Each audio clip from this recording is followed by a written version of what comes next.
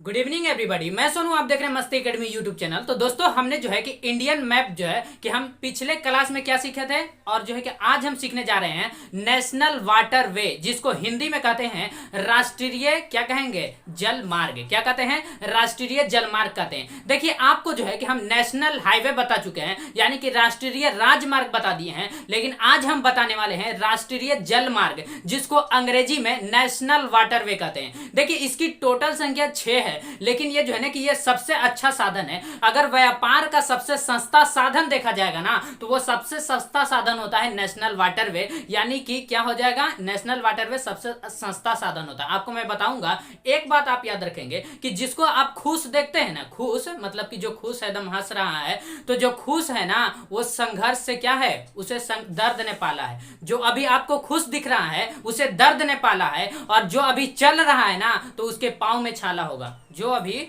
खुश आपको दिख रहा होगा, उसे दर्द ने पाला होगा, और जो चल रहा होगा ना, उसके पांव में छाला होगा। और जो संघर्ष करते हैं ना, जो मेहनत करते हैं, वही आगे बढ़ते हैं। और हाँ, जो आप देखिए कि जो संघर्ष करते हैं वही आगे बढ़ते हैं। आप बताइए कि जो दिया जलता है उसी में ना उजाला होता है। भाई, दिया को जब जलाएंगे नहीं और तो उसमें उजाला कहां से होगा? उजाला होगा नहीं होगा। तो इसीलिए कहते हैं कि संघर्ष कीजिए और मेहनत कीजिए। जिस तरीके से अगर दिया को जलाते हैं तो उजाला होता है, तो आप मेहनत करेंगे तभी तो आगे बढ़ेंगे ना। और हाँ, देखिए, दुनिया वालों की सोच और सोचने वालों की दुनिया, ये दोनों में डिफरेंस होता है। मैं इसको अच्छे से आपको बताऊंगा कि सोचने वालों की दुनिया और दुनिया वालों की सोच, इन दोनों में डिफरेंस क्या होता है। अभी आप सोच करके, अगर आप जानते होंगे तो कमेंट सेक्शन में बताएंगे कि इसका अर्थ क्या निकला है। तो चलिए हम स्टार्ट करते हैं नेशनल वाटरवे, यानी कि राष्ट्रीय जल मार्ग किसको कहते हैं। देखिए, सबसे पहले आप देखेंगे, मैं हेडिंग डाल देता हूं नेशनल वाटर वे, मैं शॉर्ट फॉर्म लिख देता हूं नेशनल वाटर वे। इसकी टोटल संख्या 6 है। कितना है टोटल? तो आप देखिए कि नेशनल वाटर वे, एन से नेशनल और डब्ल्यू से वाटर और डब्ल्यू से वे, क्या है? National water way, NWW। क्या हो गया? NWW, यानी कि नेशनल वाटर वे। इसकी टोटल संख्या जो है ना, ये 6 है। टोटल संख्या कितनी है? 6 है। देखिए, ये जो 6 है, ये भारत में टोटल संख्या 6 है नेशनल वाटर के, लेकिन ये 6 जो है ना, ये चलता नहीं है। आप बताइए कि सबसे सस्ता, व्यापार का सबसे सस्ता साधन जो है कि नेशनल वाटर वे को माना जाता है, लेकिन लोग इसका इस्तेमाल ही नहीं करते हैं। लोग इसका इस्तेमाल ही नहीं करते क्योंकि ये चलता ही नहीं है, तो इस्तेमाल क्या करेंगे? तो आप बताइए, आपको अगर कोलकाता से अगर बिहार के पटना में, जैसे मान लीजिए कि ये है कोलकाता, और कोलकाता से आपको बिहार, जैसे ये है कोलकाता और यहां आपको बिहार में कोई सामान मंगाना है। क्या मंगाना है? सामान मंगाना है। तो अगर कोई सामान, जैसे मान लीजिए कि कोलकाता में बहुत ज्यादा क्या होता है, मछली होता है, तो आपको अगर मछली मंगाना है कोलकाता से, और कहां मंगाना है? बिहार में। कहां मंगाना है? बिहार के पटना में मंगाना है। तो आप बताइए, अगर आप एक ट्रक मछली मंगाते हैं कहां से? कोलकाता से बिहार, तो आपको जो है ना कि करीब 50,000 रुपया लग जाएगा। कितना लगेगा?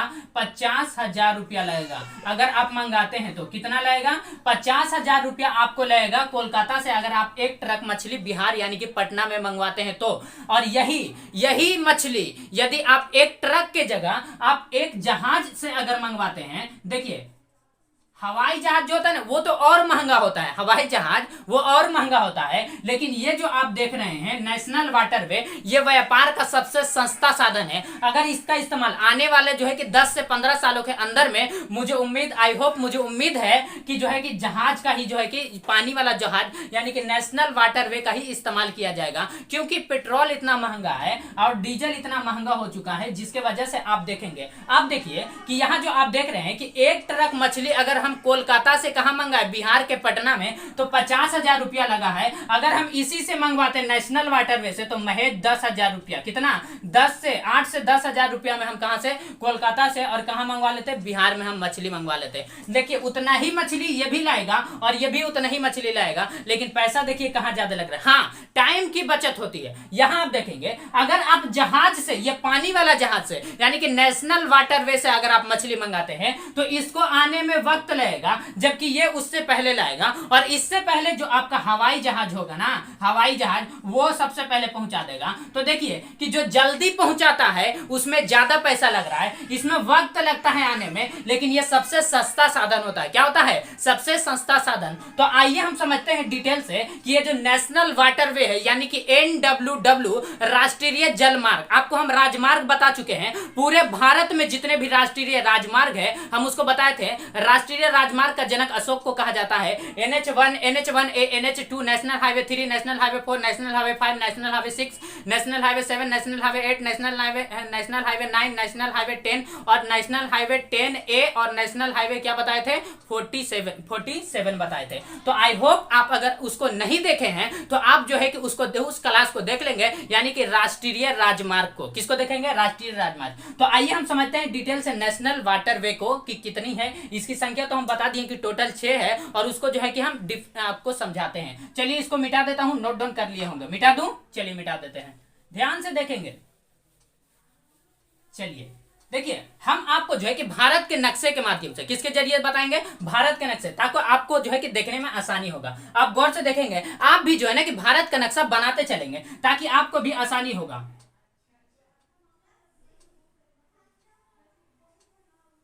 ये सैटरडे संडे का क्लास मैंने रख दिया है, जो इंडियन मैप में जो बचा हुआ क्लास है उसी को पढ़ाने के लिए। लेकिन अभी जो मंडे टू फ्राइडे जो क्लास चल रहा है उसमें अभी बायोलॉजी चल रहा है। क्या चल रहा है? बायोलॉजी। आपका बायोलॉजी जो है ना कि 90 क्लास में आपका बायोलॉजी खत्म हो जाएगा। 90 क्लास आप गिनते चलेंगे, काउंटिंग करते चलेंगे, 90 क्लास में आपका बायोलॉजी क्या हो जाएगा? खत्म हो जाएगा। चलिए, आई होप आप भी नक्शा बना लिए होंगे। चलिए देखिए, ये रहा भारत का नक्शा। ये किसका नक्शा है? भारत का नक्शा। आप भी बना लिए होंगे। अब हम आपको दिखाते हैं, रेड से दिखाएंगे ताकि आपको देखने में भी आसानी होगा। तो यहां देखिए, सबसे पहले हम दिखाते हैं आपको, यहां पर मैं लिख देता हूं NW1। क्या है? NW1 यानी कि नेशनल वाटर नंबर 1। क्या है? National water 1। National water way number 1 कहां से कहां तक जाता है? तो आप देखिए, यहां पर आप देखेंगे, यहां आप कोलकाता देख रहे हैं ना, कोलकाता। तो कोलकाता में यहां पर आप देखेंगे तो आपको मिलेगा हल्दिया। कौन सा है? हल्दिया बंदरगाह है। हम आपको जब हम सी पोर्ट बताएंगे नेक्स्ट क्लास, यानी कि अगला जो क्लास होगा उसमें हम आपको किसके बारे में बताएंगे? सी पोर्ट यानी कि बंदरगाह के बारे में बताएंगे कि भारत में कितनी छोटी बंदरगाह है और भारत में कितनी जो है कि बड़े बंदरगाह है, उसको भी बताऊंगा। तो देखिए, ये जो आप देख रहे हैं ये है हल्दिया। ये क्या है? हल्दिया। तो देखिए, ये जो आपने देखा हल्दिया, तो हल्दिया से कहां जाता है? हल्दिया से आप बताइए फटाफट से कि नेशनल वाटर वे नंबर 1 जो है ना, ये हल्दिया से जाता है यूपी के प्रयागराज में। इससे जाता है ऐसे करके, यहां पर आप देख सकते हैं। तो देखिए कि हल्दिया कहां है? कोलकाता में है। हल्दिया कहां है? कोलकाता। कहां है? कोलकाता में है। और जबकि ये जो आप देख रहे हैं, देखिए हल्दिया से ये प्रयागराज जाता है। प्रयागराज आपको अगर नहीं मिल रहा होगा, अगर आपके पास पुराना एटलस होगा तो उस एटलस में इलाहाबाद लिख रहा होगा। क्या लिख रहा होगा? इलाहाबाद। तो यूपी के इलाहाबाद बोलिए या यूपी के आप प्रयागराज बोलिए। तो यहां पर आप देखेंगे तो यूपी, मैं शॉर्ट में लिख देता हूं यूपी, और यूपी में कौन सा? प्रयागराज। कौन सा? प्रयागराज। तो देखिए कि यूपी के प्रयागराज में ये है नेशनल वाटर नंबर 1। कहां से कहां तक है? हल्दिया से प्रयागराज, हल्दिया से प्रयागराज, हल्दिया से प्रयागराज। तो आप नोट डाउन करते चलेंगे कि नेशनल वाटर नंबर 1 जो है ना, वो हल्दिया से, कहां है? हल्दिया से प्रयागराज। तो देखिए कि नेशनल वाटर नंबर 1 जो है, नेशनल वाटर वे नंबर 1, वो हल्दिया से कहां जाता है? प्रयागराज। हल्दिया से प्रयागराज। अब हम देखेंगे national water number 2, national water way number 2 देखेंगे। तो देखिए कि नेशनल वाटर वे नंबर 2 जो है, आपको देखना है कि सादिया से डुबरी। अब आपको लगेगा कि सादिया कहां है? तो देखिए कि हम इंडियन मैप जब हम बता रहे थे तो आपको हम आसाम बताए थे। तो आसाम में आप यहां पर देखेंगे तो आपको मिलेगा सादिया। कौन सा मिलेगा? सादिया। तो देखिए कि सादिया जो है ना, ये कहां है? आसाम में है। सादिया आसाम में है। अब बताइए कि आपसे बोला जाएगा कि सादिया से डुबरी, यानी कि नेशनल वाटर वे नंबर 2 जो है ना, वो सादिया से डुबरी जाता है। सादिया से कहां तक जाता है? डुबरी तक जाता है। तो आप बताइए कि डुबरी किस स्टेट में है? तो वो भारत के असम ही स्टेट में है। आप इस साइड की ओर देखेंगे ना तो आपको मिलेगा डुबरी। कौन सा मिलेगा? डुबरी। तो आपको डुबरी देखना है कि डुबरी भी असम में, सादिया भी असम में। आपको याद करने में आसानी होगा कि नेशनल वाटर वे नंबर 2 जो है ना, वो सादिया से डुबरी कहां तक जाती है? सादिया से डुबरी जाती है national water way number 2 Sadia से डुबरी,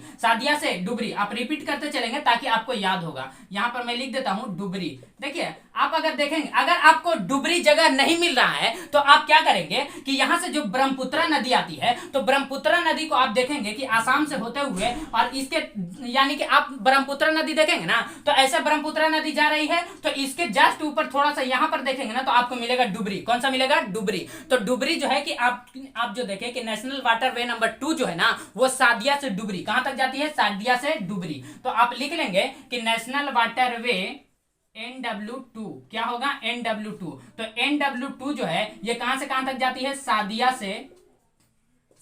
से डुबरी, सादिया से डुबरी। तो चलिए आप नोट डाउन करते चलेंगे। सादिया से डुबरी कौन सा है? National water way number 2 Sadia से डुबरी। 1 कहां से कहां तक? हल्दिया से प्रयागराज। अब देखिए नेशनल वाटर वे नंबर 3 देखिए, आप यहां पर आप देखिए इधर आप बताइए कि जब हम इंडियन में बता रहे थे तो आपको बताए थे कि इस साइड वाला होता है पश्चिमी घाट और इसको बोलते हैं पूर्वी घाट पर्वत। ये कौन सा है? पूर्वी घाट है। और ये वाला है पश्चिमी घाट, ये वाला पूर्वी घाट है। पूर्वी घाट जो है ना ये पर्वत जो है ये टूटा फूटा है, जगह जगह पर टूटा हुआ है, जबकि पश्चिमी घाट पर्वत जो है ना वो सीधा है। वो क्या है? सीधा है, वो टूटा फूटा नहीं है। तो आप समझिए कि यहां पर आपको मिलता है केरल। यहां पर कौन सा स्टेट मिलता है? केरल। तो आप बताइए कि केरल का जो कैपिटल होगा वो कौन सा होगा? तिरुवनंतपुरम। तो आप बताइए यहां पर आप केरल देखें तो यहीं पर आपको मिलेगा कोच्चि। क्या मिलेगा? कोच्चि। तो देखिए कि आप यहां देख रहे हैं कि केरल में आपको मिलेगा नेशनल वाटर वे नंबर 3, यहां पर आपको मिलेगा कोट्टियम। क्या मिलेगा? कोट्टियम। कोट्टियम। आप बताइए कोट्टियम से कोल्लम, कोट्टियम से आप बताइए कि क से कोट्टियम, क से कोल्लम, क से कोट्टियम, क से कोल्लम। आपको याद करने में आसानी होगा कि क से कोट्टियम, क से कोल्लम, का से कोट्टियम, का से कोल्लम। आप बताइए कि इन दोनों जो जगह है आप जो केरल में देख रहे हैं कोट्टियम और कोल्लम जो है ना, इन्हीं के बीच में जाता है नेशनल वाटर वे नंबर 3, यानी कि नेशनल वाटर वे नंबर 3 राष्ट्रीय राजमार्ग नंबर 3। राष्ट्रीय राजमार्ग नंबर 3 जो है ना वो कोट्टियम से कोल्लम कहां तक जाता है? कोट्टियम से कोल्लम, कोट्टियम से कोल्लम। और ये किस स्टेट में है? तो केरल में है। किसमें है? केरल में। तो आप लिखेंगे कि नेशनल वाटर वे नंबर 3 जो है ना ये कहां से कहां तक जाती है? कोट्टियम से कोल्लम, कोट्टियम से कोल्लम।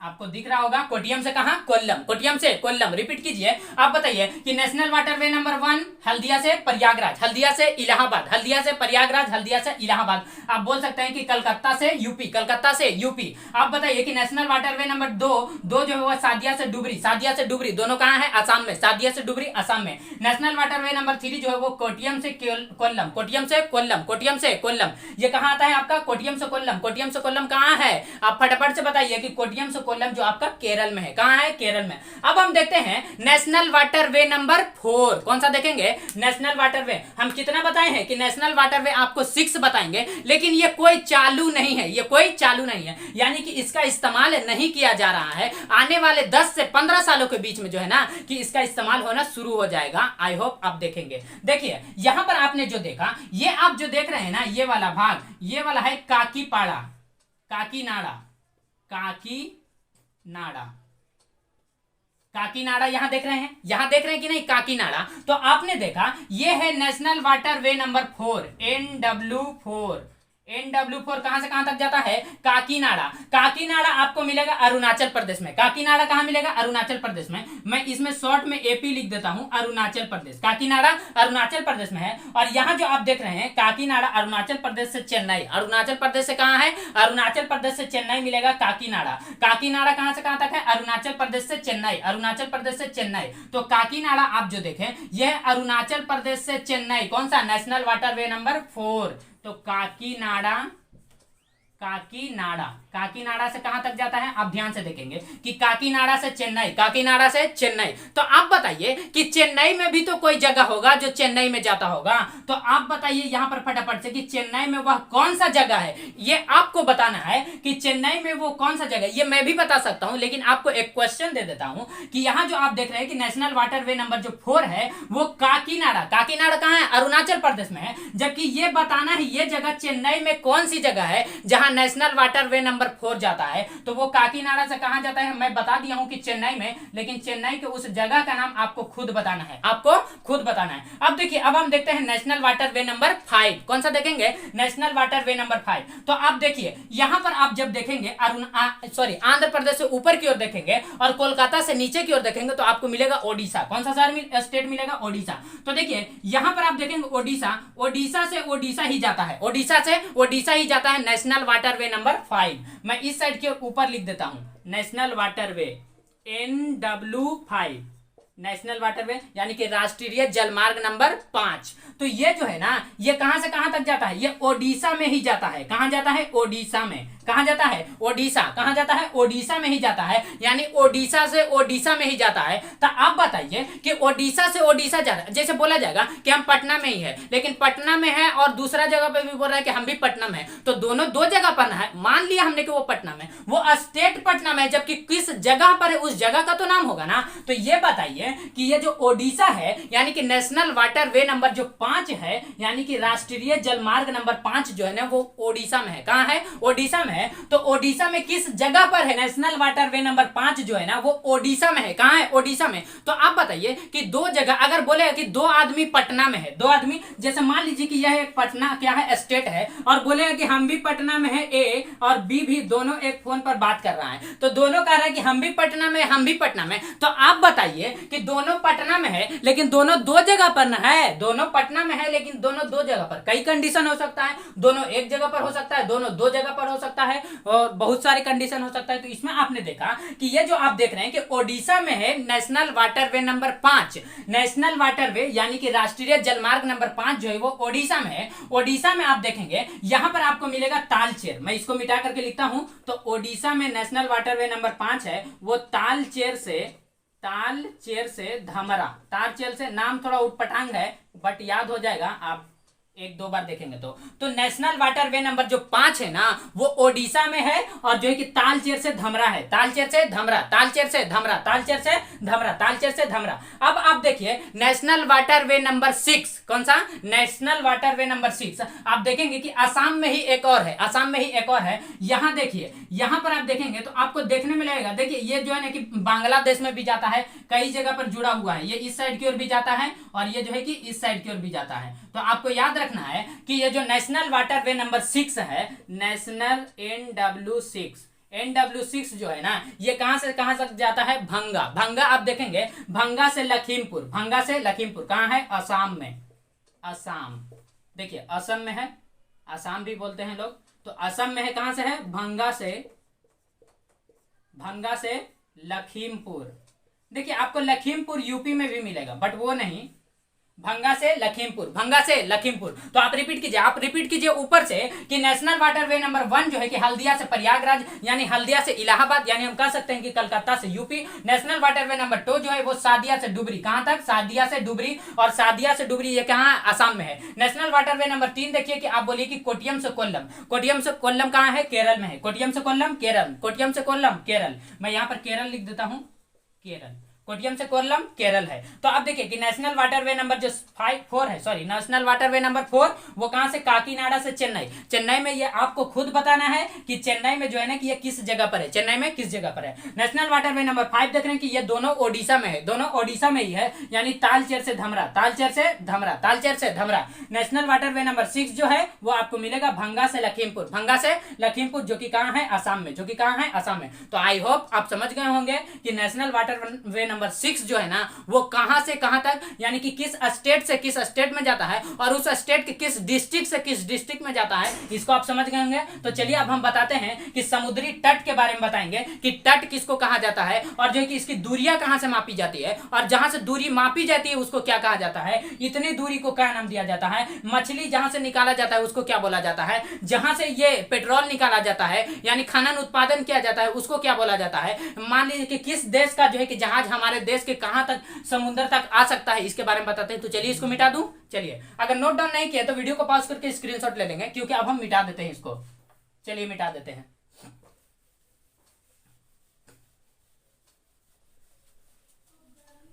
चलिए अब आप ध्यान से देखेंगे,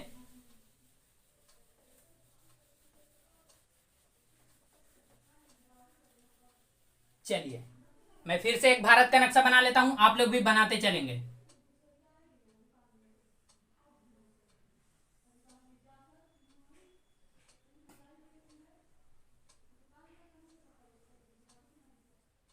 चलिए ध्यान से देखेंगे।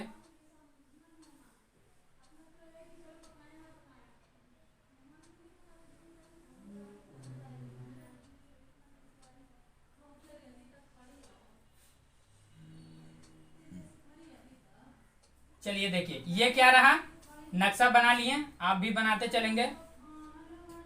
चलिए देखिए ये रहा भारत का नक्शा। किसका नक्शा है? भारत का नक्शा। अब हम आपको बताते हैं कि समुद्री जो सीमा होता है वो किसको कहा जाता है, आधार रेखा यानी कि बेस लाइन किसको कहा जाता है, संलग्न क्षेत्र किसको कहा जाता है, अनन्य आर्थिक क्षेत्र यानी कि एक्सक्लूसिव इकोनॉमिक जोन किसको कहा जाता है, और जो है कि उच्च सागर किसको कहा जाता है, इसके बारे में समझते हैं। तो चलिए देखिए सबसे पहले आप समझिए कि समुद्री सीमा, कोई भी चीज को मापा जाता है तो उसका यूनिट होता है कि नहीं होता है। जैसे हम चीनी लेने जाते हैं तो उसको केजी में मापा जाता है, दूध लेने जाते हैं तो लीटर में मापा जाता है, तेल लेने जाते हैं लीटर में मापा जाता है, आलू लेंगे केजी में मापा जाता है। अगर हमारे जो है कि बुखार लगा हुआ है तो उसका टेम्परेचर किस में मापा जाता है, उसका भी एक यूनिट है, किस में मापा जाता है, फ़ारेनहाइट में मापा जाता है। कोई चीज कैंडेला में मापा जाता है, केल्विन में मापा जाता है। जो हमारा टेम्परेचर होता है वो किस में मापा जाता है, फ़ारेनहाइट में, डिग्री सेल्सियस में मापा जाता है। तो चलिए आज हम समझते हैं कि ये जो आप देख रहे हैं कि ये जो समुंदर है, इस साइड में क्या है, आपको समुंदर दिख रहा है कि नहीं दिख रहा है? आई होप आपको दिख रहा होगा समुद्र। इस साइड में क्या है, समुद्र है, इस साइड में क्या है, समुद्र है।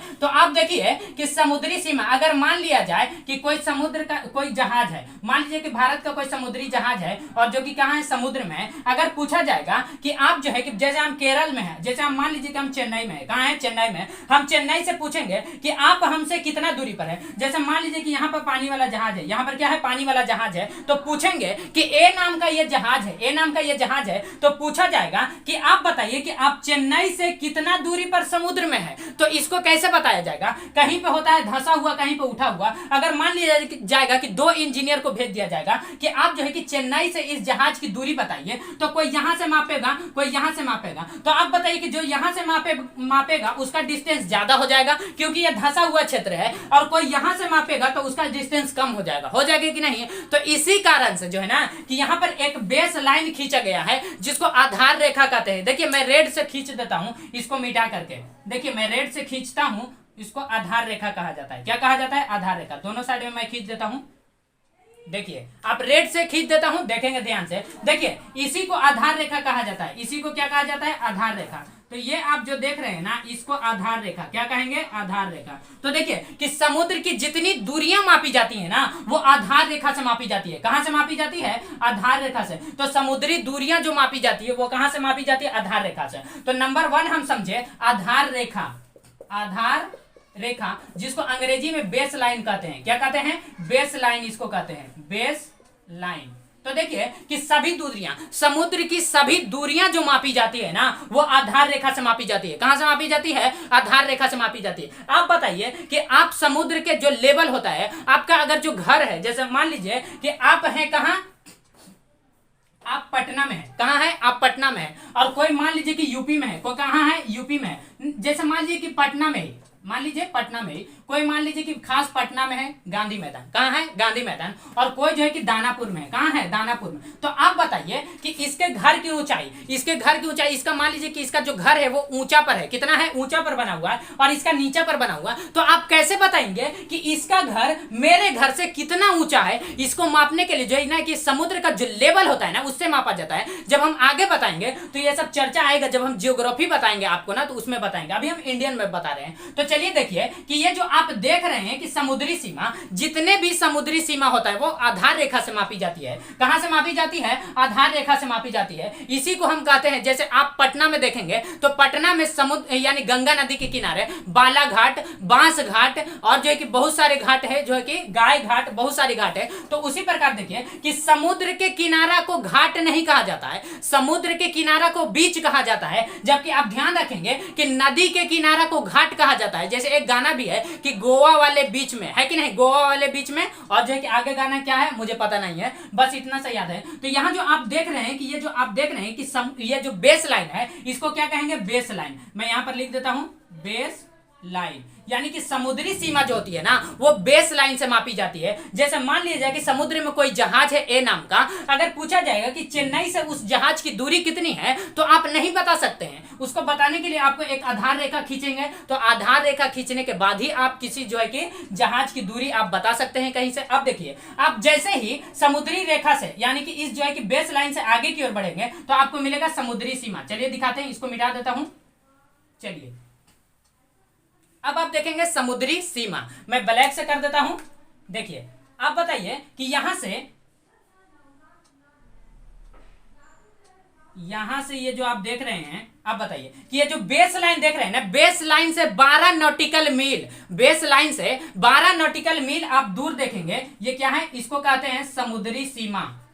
समुद्री सीमा क्या है, समुद्री सीमा है। तो आप बताइए कि सबसे पहले हमने बताया कि आप जो देखें कि चीनी को केजी में, दूध को लीटर में, यानी कि हमारे जो है कि अर्थ का टेम्परेचर जो है इसको क्या डिग्री सेल्सियस में, लेकिन हमारा बॉडी टेम्परेचर जो है कि फारेनहाइट में। उसी प्रकार जो है ना कि समुद्री सीमा को जो है कि किस में मापा जाता है, नॉटिकल मील में मापा जाता है। तो आप समझिएगा कि एक नॉटिकल मील मैं शॉर्ट में एनएम लिख देता हूं, एक नॉटिकल मील बराबर होता है 1.852 किलोमीटर। देखिए पॉइंट के बाद जो है ना कि आपको अलग अलग बोलना ही चाहिए, पॉइंट के बाद अलग अलग ही बोला जाता है, इसीलिए आप अलग अलग ही बोलेंगे कि एक नॉटिकल मील बराबर होता है 1.852 किलोमीटर। कितना होता है, 1.852 किलोमीटर। बहुत ही इंपॉर्टेंट है, इसको आप याद कर लेंगे, इसको आप क्या करेंगे, याद कर लेंगे कि एक नॉटिकल मील बराबर होता है। अगर हमको समुद्र से दूरी मापना है, जैसे मान लिया जाएगा कि हम समुद्र में यहां पर हैं और जो है कि यहां पर कोई बी नाम का व्यक्ति है,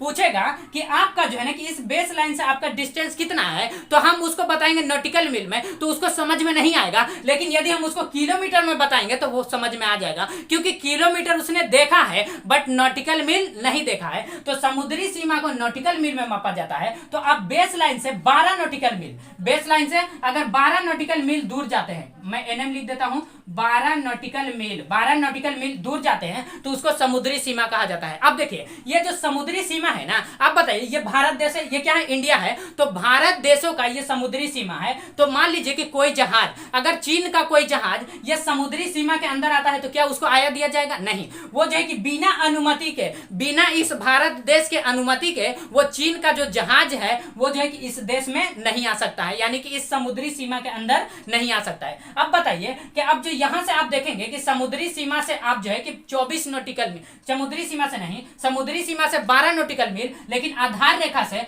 24 नॉटिकल मील, कितना, 24 नॉटिकल मील, मैं लाइन ड्रॉ कर देता हूं रेड से, इससे 24 नॉटिकल मील दूर, इसको कहा जाता है एक्सक्लूसिव, इसको कहा जाता है संलग्न क्षेत्र। ये क्या है, संलग्न क्षेत्र। देखिए ये 24 नॉटिकल मील दूर होता है, कितना होता है, ये 24 नॉटिकल मील। तो आप बोलेंगे कि बेस लाइन से यानी कि आधार रेखा से 24 नॉटिकल मील क्षेत्र को संलग्न क्षेत्र कहा जाता है। क्या कहा जाता है, संलग्न क्षेत्र कहा जाता है। क्या कहा जाता है, संलग्न क्षेत्र। अब बताइए कि यहां तक आप जो देख रहे हैं कि 24 नॉटिकल, आप बताइए कि आपका जो घर होता है, घर के दरवाजे पर झाड़ू दूसरे घर का कोई लगाता है कि आप ही लगाएंगे, तो उसी प्रकार आप बताइए कि ये जो आपका देश है, तो आपके देश के बगल में जो समुद्र है, तो इसमें जो कचरा होगा तो उस कचरा को कौन साफ करेगा, दूसरा देश, चीन वाला आएगा साफ करने के लिए, आप ही ना साफ करेंगे। तो इस देश का जो कचरा होगा यानी कि समुद्र में जो कचरा होगा उसको साफ करने की जिम्मेवारी किसकी होगी, आपकी होगी, जिम्मेदारी किसकी होगी, आपकी होगी। तो यह होता है संलग्न क्षेत्र। ये क्या होता है, संलग्न क्षेत्र। अब देखिए आप इससे जो है ना कि बेस लाइन से 200 नॉटिकल मील दूर, कितना दूर, 200 नॉटिकल मील, मैं इधर कर देता हूं 200 नॉटिकल मील दूर, आप समझते चलेंगे। यह होता है कि 200 नॉटिकल मील दूर, इसको कहते हैं EEZ। आपको दिख रहा है या नहीं दिख रहा है, अगर आपको दिख रहा है तो सही है, मैं यहां पर लिख देता हूं, ऐसे ऊपर भी लिख देता हूं EEZ। इसको कहते हैं एक्सक्लूसिव इकोनॉमिक जोन। ये 200 नॉटिकल मील दूर होता है, कितना होता है, 200 नॉटिकल मील। देखिए मैं इधर भी लिख देता हूं EEZ, इसको कहते हैं एक्सक्लूसिव इकोनॉमिक जोन। मैं पूरा लिख देता हूं एक्सक्लूसिव इकोनॉमिक जोन। क्या होता है, एक्सक्लूसिव इकोनॉमिक जोन। ये जो होता है ना EEZ, ये ये जो बेस लाइन आप देख रहे हैं ना, इस बेस लाइन से 200 नॉटिकल मील दूर। आप बताइए कि अगर 200 नॉटिकल मील दूर बोला जा रहा है तो आप अगर किलोमीटर में इसको कैसे कन्वर्ट करेंगे, क्योंकि एक नॉटिकल मील बराबर होता है, एक नॉटिकल मील बराबर होता है 1